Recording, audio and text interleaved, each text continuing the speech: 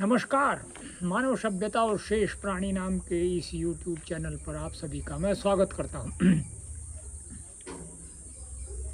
आज हम आचार्य शंकर का जो दृष्टिकोण है उसके ऊपर विचार विमर्श करेंगे। आचार्य शंकर के मत को यहाँ ठीक रूप में प्रस्तुत नहीं किया गया।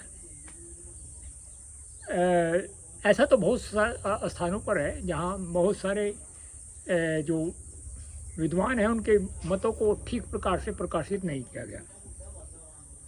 वह इस बात को स्वीकार नहीं करता कि चेतन ब्रह्म किसी विशेष अवस्था में स्वयं दृश्यमान जगत के रूप में भासित होता है।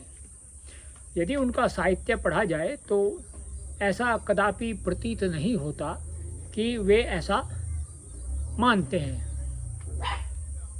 वह कहता है कि यह जगत परिणाम तो माया का है, परंतु ये सब परिणाम ब्रह्म के आश्रित होते हैं, क्योंकि ब्रह्म के अस्तित्व के बिना इन परिणामों का होना संभव नहीं। इसलिए इनका मूल कारण ब्रह्म कहना चाहिए। चेतन ब्रह्म की सत्ता ही वास्तविक सत्ता है।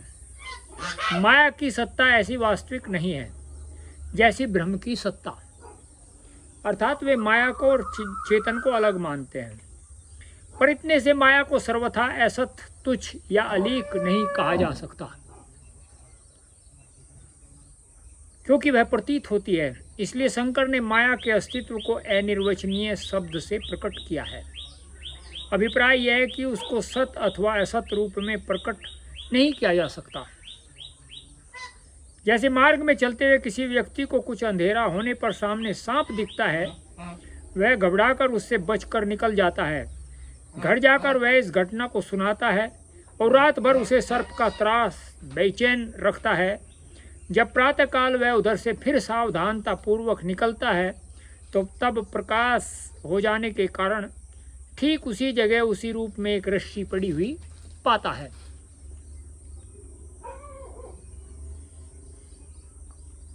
वह समझ जाता है कि रात अंधेरे के कारण मैंने इस रस्सी को सांप जान लिया था।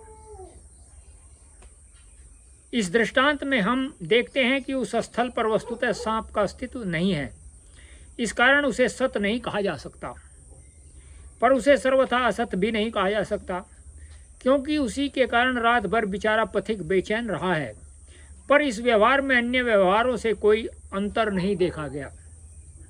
ऐसी स्थिति में आचार्यों ने निर्णय किया कि जब तक वहाँ सर्प के अस्तित्व का ज्ञान है तब तक वह अस्तित्व व्यवहारिक माना जाना चाहिए।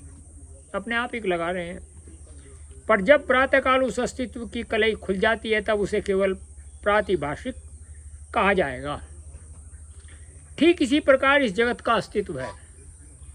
जब तक यहाँ इस प्रकार के व्यवहार होते हैं तब तक इस सब का व्यवहारिक अस्तित्व है, परंतु आत्मा का साक्षात दर्शन होने पर अस्तित्व की पोल खुल जाती है और उस ज्ञानी के लिए इस सब का अस्तित्व केवल प्रातिभाषिक रह जाता है।